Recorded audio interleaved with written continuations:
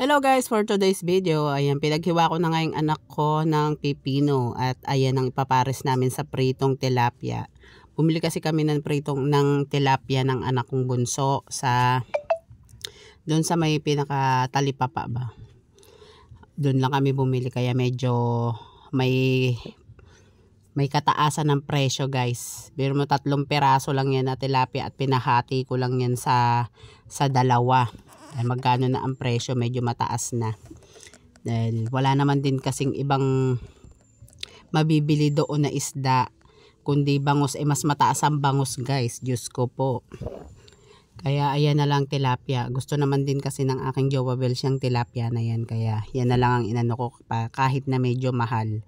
Yun na, tagi-isang ano lang kami. Tagi-isang kalahati. Yun, kalahating ano. Kasi sa pinagdalawa ko kasi yung isa, 3 piraso lang naman yung nabili ko.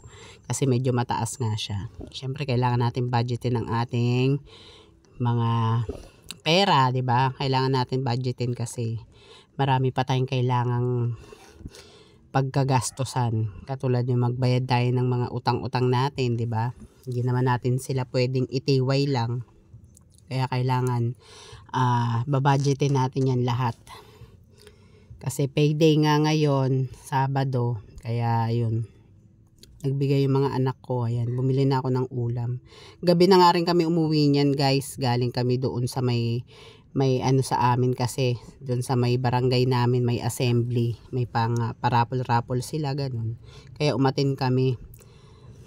At ayan, pag uwi ko, medyo gabi na nga rin kami. Kasi yung mga alas 6 na rin ng gabi. And yes, nagpasama ako dun sa bunso ko na pumunta nga dun bumiling ulam. Kaya medyo pagod ang inday nyo ngayon, pagod. At bukas ako linggo maglalaba dahil wala namang pasok ng Lunes.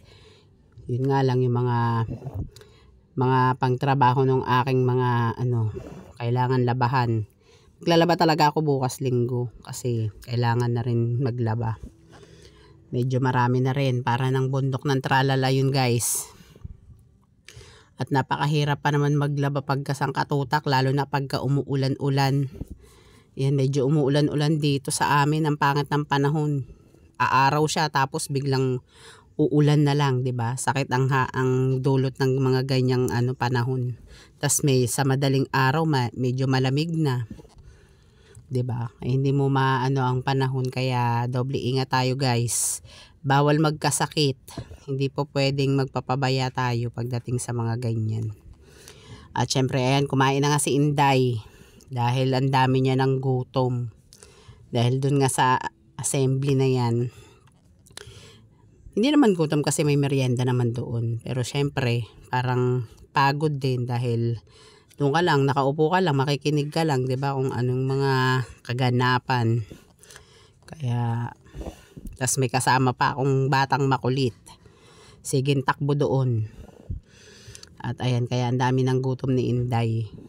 Kaya pag nung nakaluto,